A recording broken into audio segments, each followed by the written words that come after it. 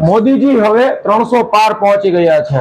એટલે કે હવે જે થઈ રહ્યું છે તેનાથી તમને સમજાઈ જશે કે બીજેપી એ બંગાળ જીતવા માટે પોતાની પૂરી તાકાત કેમ લગાવી હતી।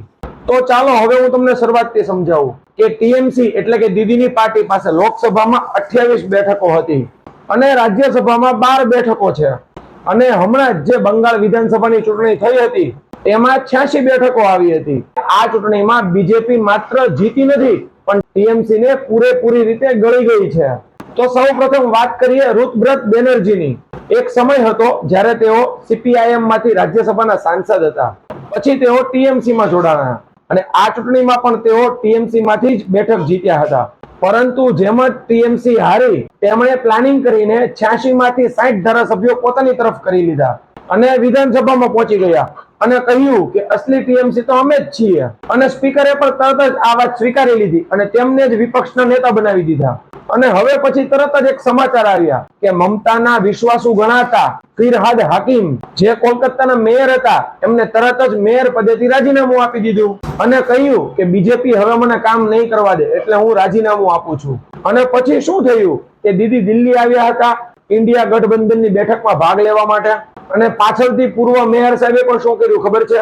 તેઓ ઋતુવ્રત બેનર્જી અને તેમના બળવાખોર ધારાસભ્યો સાથે મળ્યા અને એક પછી એક સતત બેઠકો કરી નાખી। એટલે કે દીદીના હાથમાંથી પહેલા વિધાનસભા ગઈ અને પછી કોલકાતા પણ ગયું અને હવે જે થયું છે તે દીદીને રાજકીય રીતે સંપૂર્ણપણે ખતમ કરી દેશે અને બીજેપી એટલી મજબૂત બની જશે કે જેની તમે કલ્પના પણ નહીં કરી શકો।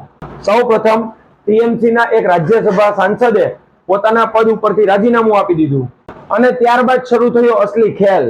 આપણે આગળ વાત થઈ એમ લોકસભામાં ટીએમસી પાસે 28 બેઠકો છે, તેમાંથી 20 સાંસદો બીજેપીમાં જોડાઈ રહ્યા છે અને આ 20 સાંસદોએ ભૂપેન્દ્ર યાદવ અને મુખ્યમંત્રી શુવેન્દુ અધિકારી સાથે બેઠક કરી અને પોતાનું અરજીપત્ર લોકસભા સ્પીકર ઓમ બિરલાને સોંપી દીધું અને આ સાથે જ એનડીએ ની લોકસભામાં સંખ્યા 292 હતી તે વધીને હવે 312 થઈ ગઈ। એટલે કે મોદી સરકાર હવે થઈ ગઈ 300 પાર અને આ સાથે જ આ બળવાખોર ટીએમસી જૂથ અચાનક બીજેપીની સૌથી મોટી સાથીદાર બની ગઈ। આને હવે રાજનીતિ કહો કે ગદ્દારી કે અમુક નેતાઓ સત્તા માટે કંઈ પણ કરી શકે છે અને જનતા રાજનેતાઓને સત્તા સુધી પહોંચાડવાનું માત્ર એક માધ્યમ છે।